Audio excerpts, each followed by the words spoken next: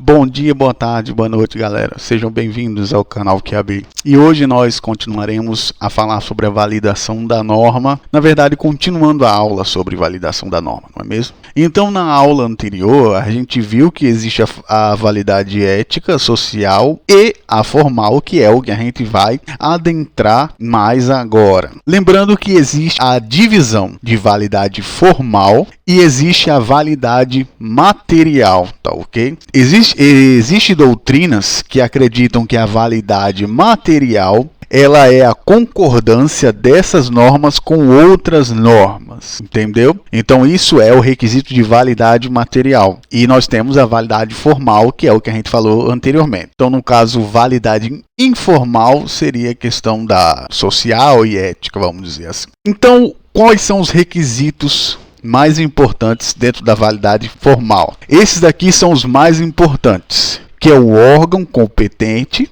e o devido processo legal. Também existe a questão da matéria, competência material ou competência para certos tipos de matéria. Não matéria da física, é claro, mas a matéria, por exemplo, existe, por exemplo, a União pode legislar sobre matéria de direito civil, etc., mas só que o Estado, os estados não podem legislar, esse tipo de coisa. Então é isso que a gente vai falar hoje, sobre essa divisão entre competência do órgão em si e competência da matéria, que é dentro desse amplo órgão competente. Então aqui o que nós vamos saber sobre a questão da competência? Isso aqui é matéria de teoria geral do processo, mas mesmo assim a gente vai entrar um pouquinho para a gente conseguir entender o que seria essa validade formal. Embora vocês vão aprender muito mais dentro do TGP sobre isso. Então nós temos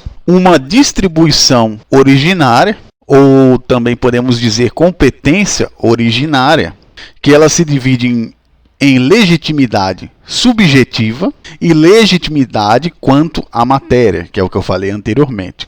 Então existe uma competência originária que se divide em duas, que é a questão do órgão em si e a legislação que ele pode fazer, vamos dizer assim. E a gente pode ver que a União ela possui uma competência originária, os estados possuem uma competência também originária e os municípios também, e o Distrito Federal, que eu não botei aqui.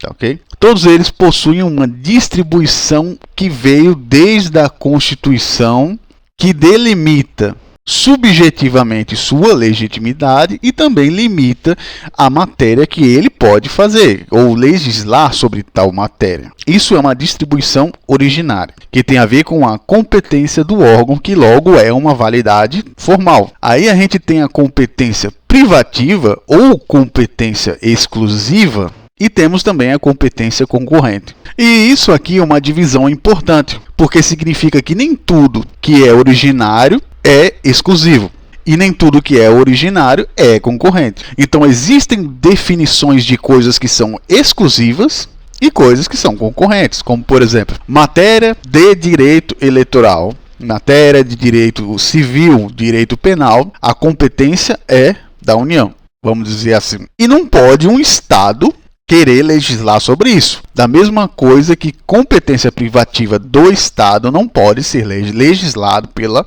União. Então existe essa questão de competência formal, que é obedecida nos três poderes constituídos, tá ok? Como, por exemplo, no judiciário, a gente não pode, por exemplo, uma competência que é do STJ colocar no TRT, porque não tem como, pelo simples fato de competência privativa. Agora, o caso de competência concorrente, existem regras. Por exemplo, a União ela tem competências concorrentes, mas se ela botar uma lei, essa lei vai servir como princípios gerais. Tal.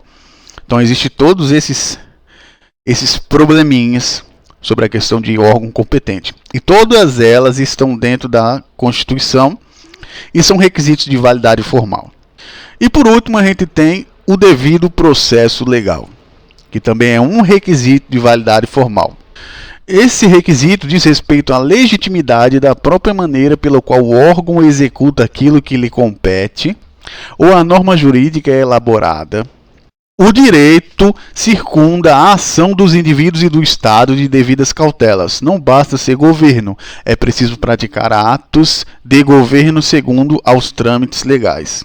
Isso aqui também é um princípio também lá dentro do artigo 5º, que é o direito do devido processo legal.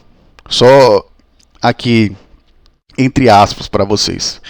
A ideia do devido processo legal é aquela velha questão de não existir tribunais de exceção também. Porque significa que tem um trâmite, é necessário existir um trâmite para que o processo ele seja legítimo. Tem que ser algo típico, ele não pode deixar de ser típico dentro dos trâmites que já foram prescritos pelas normas. Então, você não pode, por exemplo, inventar uma norma hoje e botar lá, pelo menos em tese, em regra, você não poderia fazer isso, tá ok? Chegar assim, botar uma norma tal, pronto, a partir de hoje é essa daqui. Sem guardar o devido processo constitucional para tal coisa. Então, uma coisa, ela não pode inovar dentro do direito sem guardar respeito ao processo prescrito pelas normas e pela lei. Esse é o ponto do devido processo legal. A competência exclusiva do judiciário para reconhecer ou não a validade de um ato normativo, para aceitá-lo ou não como integrante do sistema jurídico vigente.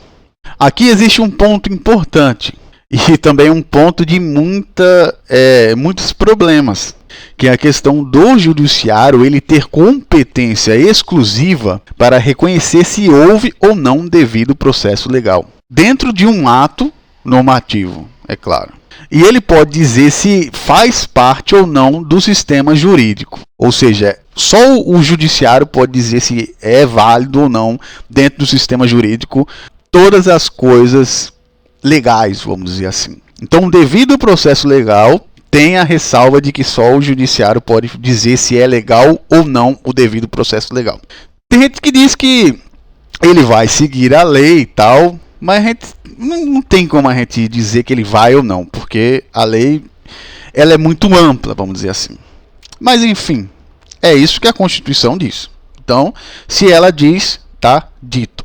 Então, aqui é a competência do judiciário. Como a gente já viu na questão da repartição dos poderes, e tem aquele negócio lá do check and balance, que diz que cada um tem a sua função típica e sua função atípica também. Mas a função típica do judiciário é interpretar a lei.